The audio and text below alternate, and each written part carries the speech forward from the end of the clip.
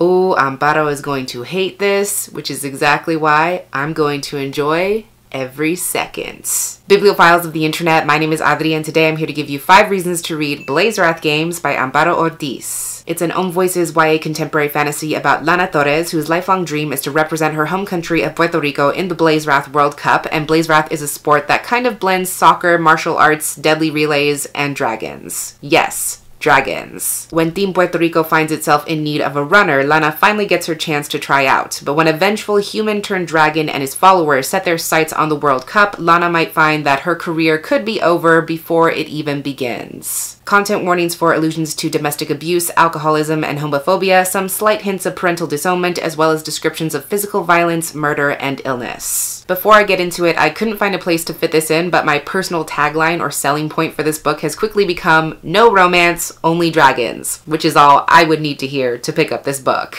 And also, while I am Latinx, I am not specifically Puerto Rican, so I will have some Om Voices reviews from bookstagrammers and book bloggers linked down below, so definitely check those out. Reason number 1 to read Blazewrath Games is because it's an epic contemporary fantasy that is action-packed right from the start. The structure of Blazewrath Games was something I immediately found to be compelling and refreshing because it challenges the expected setup of getting on the team, playing some games, and then bad things happen and everything goes to hell. It is very much not that. In the beginning, there's all this world-building stuff about Blazewrath and dragons and wands and this terrorist group led by a dragon turned human. All these things you assume to be the B thread of the story that you can file away for later, but then it comes to a head right away and completely shifts the dynamic. This is a story that grips you, that immediately sets the tone and establishes some very high stakes right from the get-go, while still leaving plenty of room for mystery and plot twists, which I really respect. So not only does it have magic and suspense, but if you enjoy fictional sports like I do, it really is the perfect balance of world building, plot, training sequences, and Blazewrath matches, which, for the record, are so fucking epic. So whether Lana is on the pitch or not, there's no shortage of action in this book.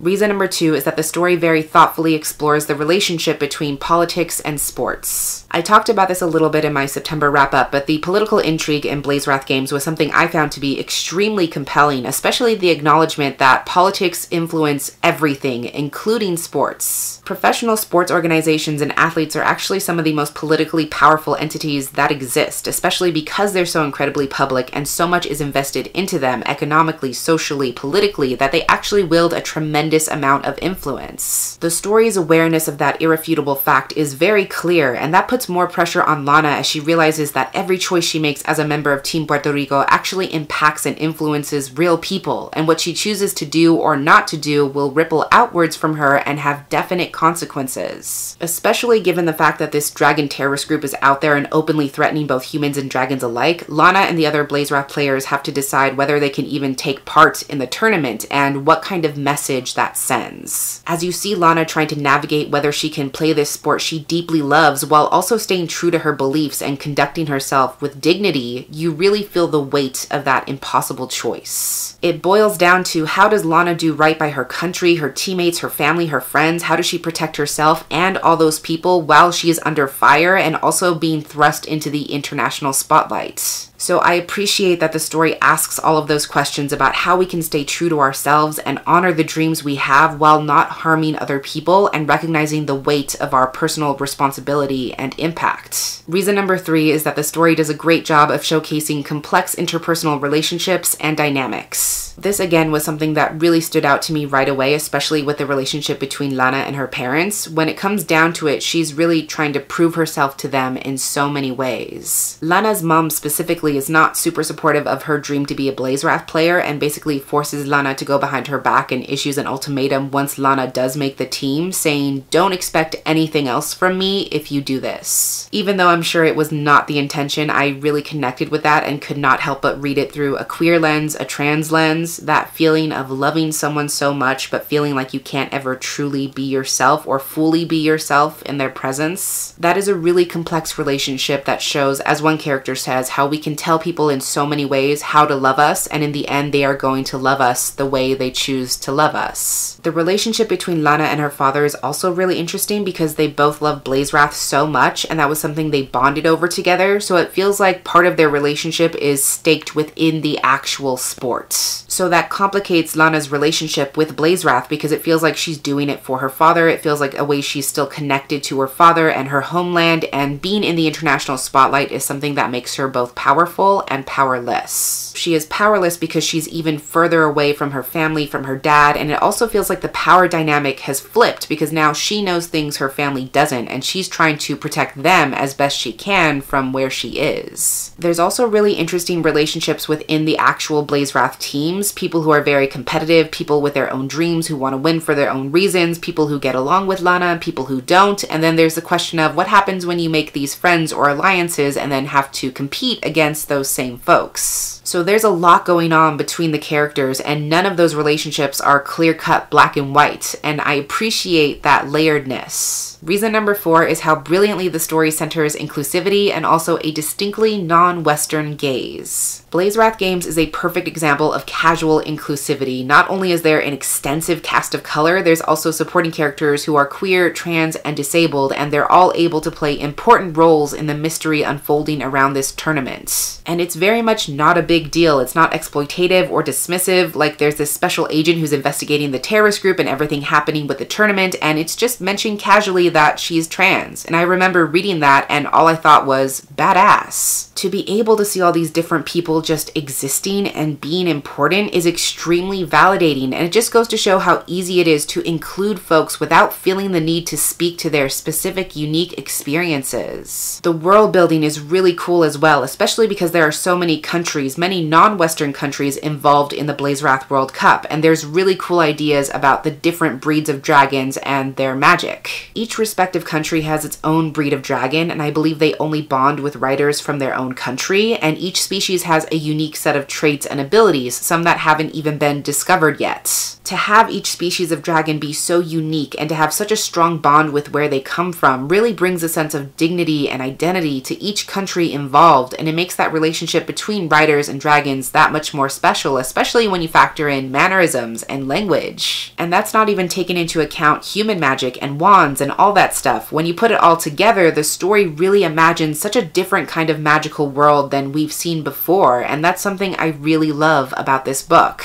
And finally, reason number 5 is that Lana is ultimately embarking on a journey of learning how to define herself on her own terms. As I said, Lana really struggles with feeling like she is enough. Her sense of self always seems to be dependent on what comes next. If she makes the team, that'll be enough. If she gets as strong as her teammates, that'll be enough. If she can win for her country, that'll be enough. If she can save the world, that'll be enough. And you start to question whether it is. For her personhood to be staked in things that have not yet come to pass or expectations that are being projected onto her, that shows how she doesn't feel a sense of ownership over who she is, and that is underscored in so many different ways. You see it in the way she doesn't feel ownership over her Puerto Rican culture as someone who was born in Puerto Rico but now lives in the States, or how she feels at a disadvantage as the only Blazerath player who doesn't have any practical training or experience. So much of who she is or who she thinks she is boils down to Blazerath, and when she realizes that Blazerath is so much bigger than just a sport, so much bigger than any one person, that challenges her to find a new vocabulary for how to define and understand her own existence. She is not just a runner, an athlete, a fan, a daughter, a friend, a Puerto Rican, an American. There are multitudes within her that she hasn't even discovered yet. I feel like as the story progresses, she's realizing that there is meaning and value outside of the labels that made up her world in the beginning. What it means to win, what it means to be a champion, what it means to be worthwhile runs so much deeper than she could have ever thought. It's really a story about how when Lana's world is broken, how does she put it back together? How does she make sense of who she is when the rule book is thrown out? And it was really satisfying to witness her journey progress throughout the book. Overall, Blazerath Games is a book full of action, intrigue, magic, and mystery. It has found family, friendship, Puerto Rican culture, and food, and a whole lot of heart, and those are just 5 reasons why I definitely recommend it. So if you have read Blazerath Games yourself, or if you plan to read it in the future, feel free to stop by the comments down below and let me know what you think. But that's everything I have for this review and recommendation today. Until next time, educate yourself, be kind to yourself, take care of yourself, and I will catch you on the flip side of the page.